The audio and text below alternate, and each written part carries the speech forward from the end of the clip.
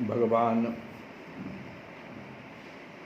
अपनी लीला का जब विस्तार किए तो उसको बलराम जी भी नहीं समझ पाए। अब बलराम जी ने क्या देखा, एक बहुत ही सुंदर दृश्य देखा। पहुँचे बन सुख धाम, संग सखा अभिराम। बलराम जी आज साथ जा रहे हैं वन में। अमित खेल तह खेली, बछरनी बछरनी मेली, बछरनी बछरनी मेल। ऐसा खेल किया, एक बछड़ा दूसरा बछड़ा सब मेल मेल करा दिया। ऐसा भगवान कर दिए कि श्रवण पुच्छ उन्नत करे, श्रवत दुग्ध करी प्रीति, हरे भरे तृण बदन में धाई नृप यही रीति।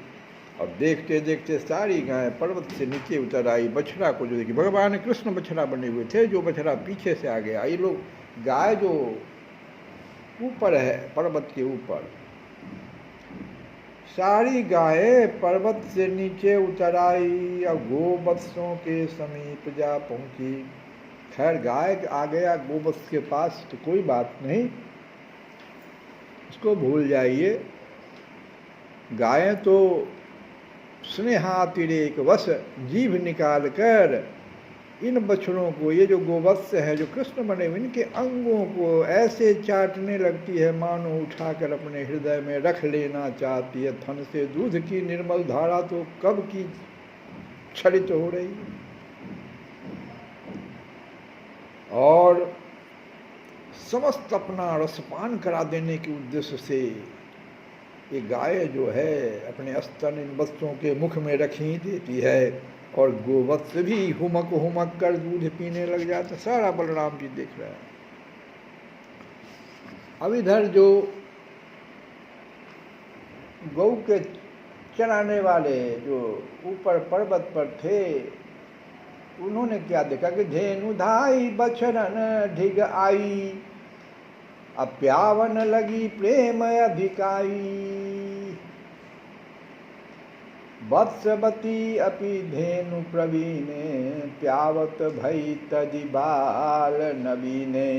चाटन लगी प्रेम यति गाढ़ौ, अगिली जई हैं जनु अस सुख बाढ़ौ।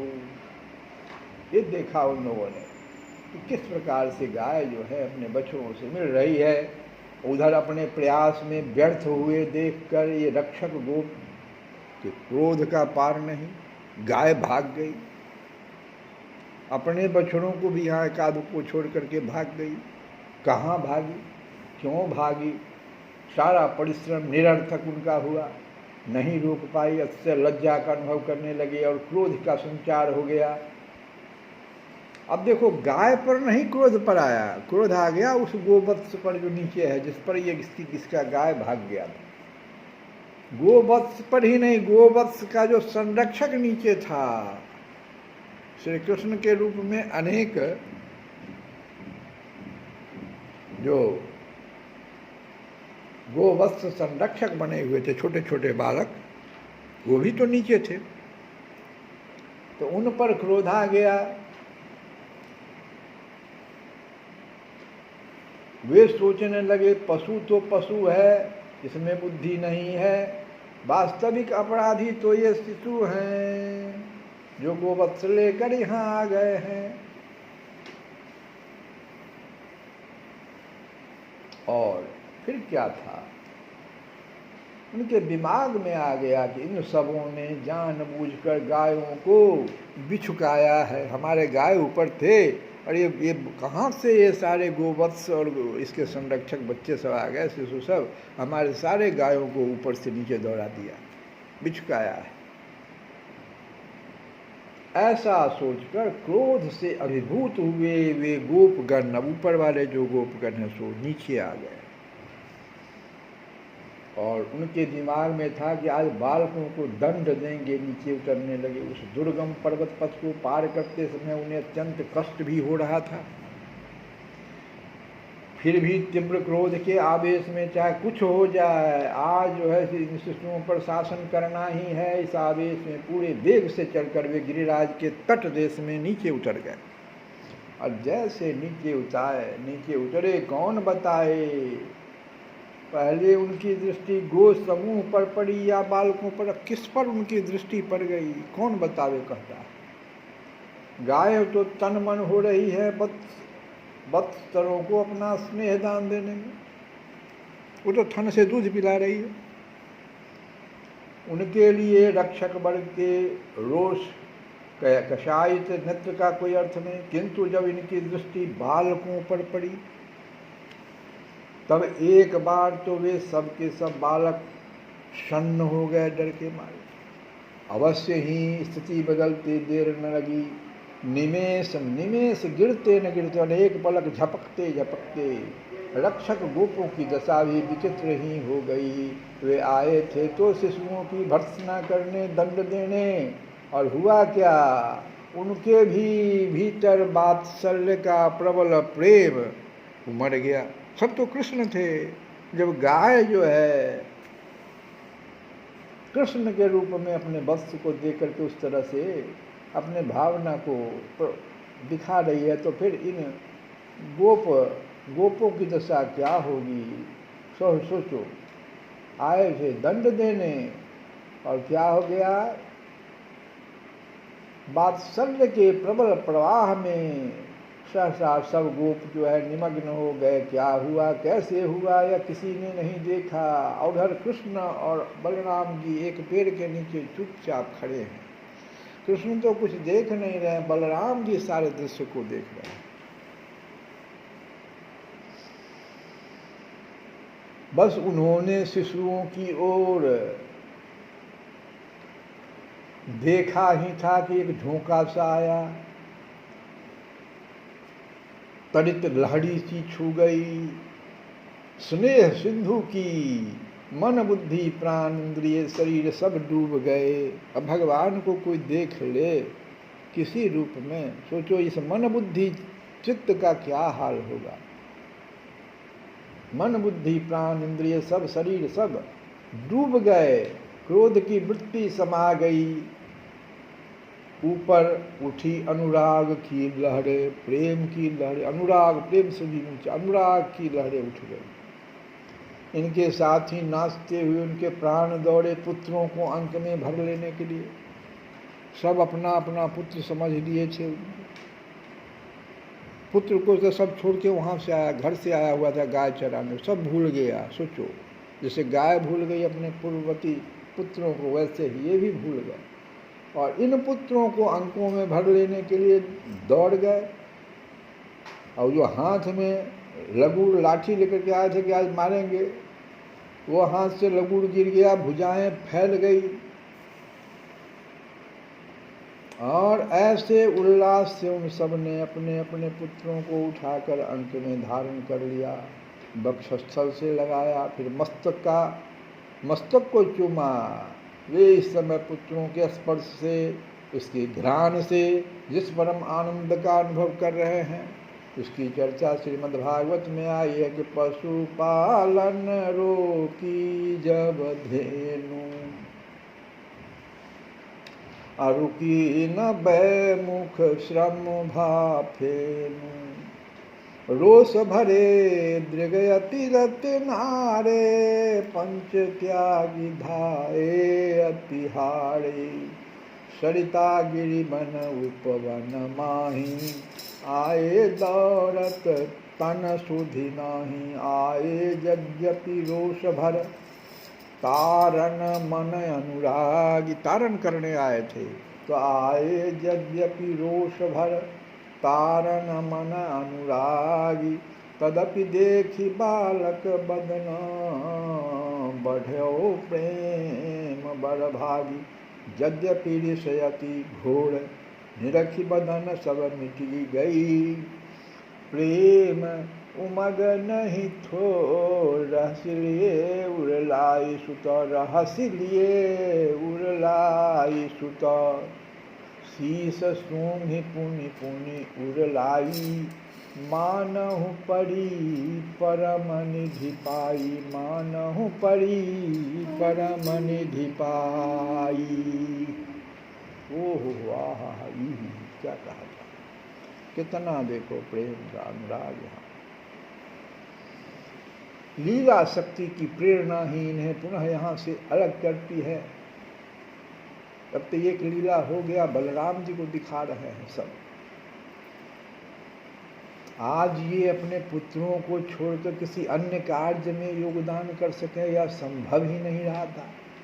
अभी भी बालकों को हृदय से लगाए निर्निमेष नैनों से इनकी ओर वे देख ही रहे हैं। आगे क्या करना है, कहाँ जाना है, इसका उन्हें तनिक भी भान नहीं।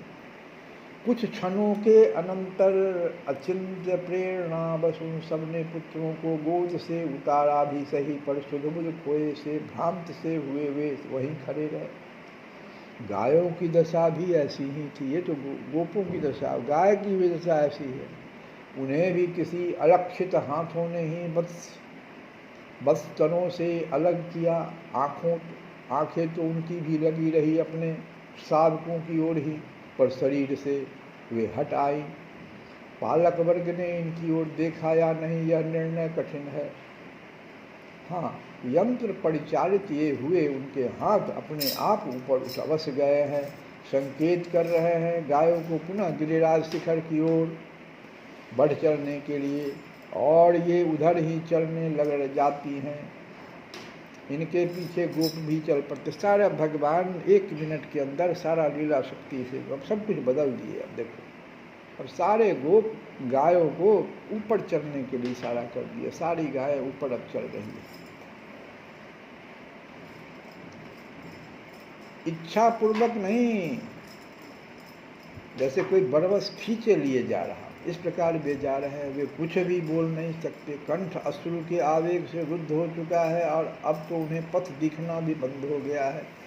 इस अननुभूत पूर्व परमानंद की निरंतर स्मृति से नेत्र झरने लगे हैं। अश्रु का अजस्र प्रवाह बढ़ने लगा है। अत्यंत कठिनाई से धीरे धीरे मार्ग का अनुसरण करते हुए वहाँ से लौट पड़े हैं। केवल देश से ही नहीं, मन तो अभी भी वहीं है। निवेश शून्य दृष्टि से मानो वे अब भी ठीक वैसे ही देख रहे हैं उन शिशुओं को ही।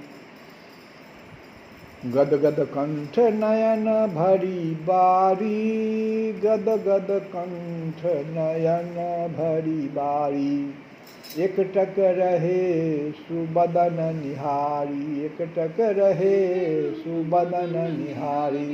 सारी घटना को आदि से अंत तक बलराम जी ने अपने आँखों से देखा है। यहाँ से कुछ ही दूर पर एक, कहाँ से देख रहे थे, तो यहाँ से कुछ ही दूर पर एक सघन कदम्ब की छाया में श्री कृष्णचंद्र के दक्षिण स्कंध पर अपनी वाम भुजा टेके खड़े वे देख चुके हैं कि किस प्रकार गाय गिरिराज शिखर से दौड़ी। गोपों के द्वारा प्रतिरोध के समस्त प्रयास असफल हुए, और स्तनपायी वत्सों का भी परित्याग कर, दुर्गम पथ का उल्लंघन कर, 2 बातें, जो पहले से दूध स्तनपायी वत्स भी, वहाँ बच्चे भी थे उसके, उसको भी त्याग दिया गाय जो है। और प्रतिरोध, गोपों के द्वारा प्रतिरोध के समस्त प्रयास भी असफल हुए। दुर्गम पथ जो था ऊपर से नीचे का, उसका भी उल्लंघन कर दिया था वे सब, और उन्मुक्त स्तन्य वत्सतरों से आ मिली जाकर। कितना स्नेह, प्राणों की कैसी आरती इन पशुओं में, इन वत्सों के लिए है, ये देखा बलराम। फिर वे देखे कि रक्षक गोपों की दशा।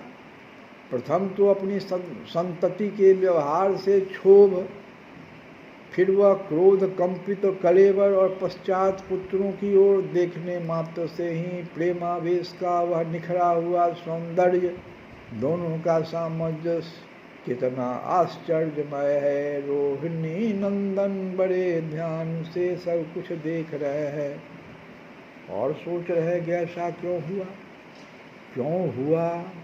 क्यों हो रहा है, इसका हेतु उन्हें विदित नहीं हो रहा है, इसलिए वे विचार में पड़ जाते हैं। श्रीमद् भागवत में आया है ये कि यह देखी बल सोए मन अचरज भोई, तादिन बल के भयो संदेह, बल यहाँ बलराम जी के लिए आया, तादिन बल के भयो संदेह, शिशुन विषय दिखी ब्रज कौनेह, रखी बल प्रेम अधिक सब काही, करत विचार आप उचित चाही। एक एक बात रोहिणी नंदन को विस्मय से पूर्ण कर दे रहा। श्री कृष्ण गोविंद रे मुरारे, हे नाथ ना